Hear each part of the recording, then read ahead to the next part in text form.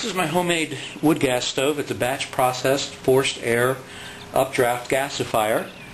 It works with a small computer fan and battery pack.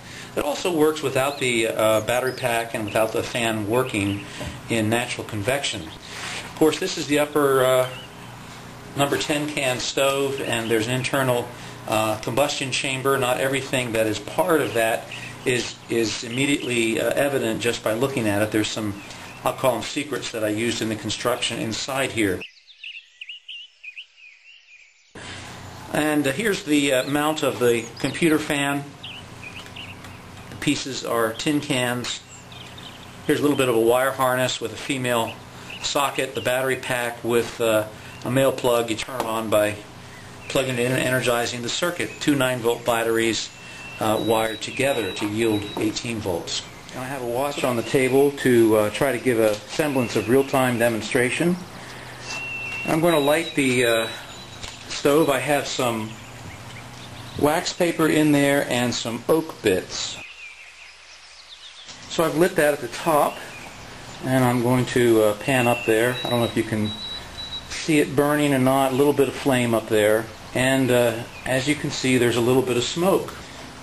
But I'm going to connect the battery pack to the stove to try to get that smoke away. Now I'm going to pan back up, and there's no smoke.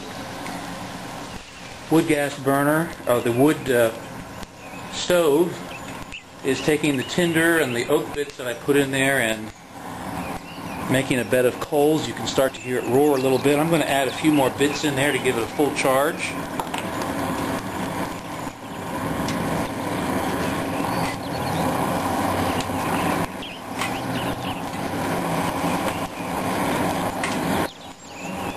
And you can see the extent of the flame coming out of there. That's about a foot, coming up maybe to the height of 18 inches. I'm going to pull the power supply off so you can see what it's like without the fan. So you can see that this stove does work without the battery pack or the fan. What is actually burning there are the wood gases.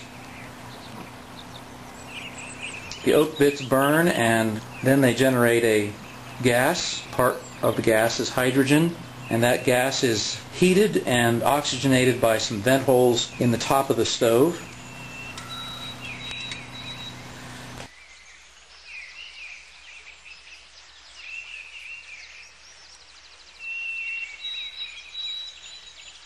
I previously put about quart or quart and a half of water in the pot. It was tap water, room temperature. It has started to boil in about a minute and 15 seconds. We'll let it go to a full roaring boil because that's often what we need to cook. We now have a roaring boil, and that took 2 minutes. There it is.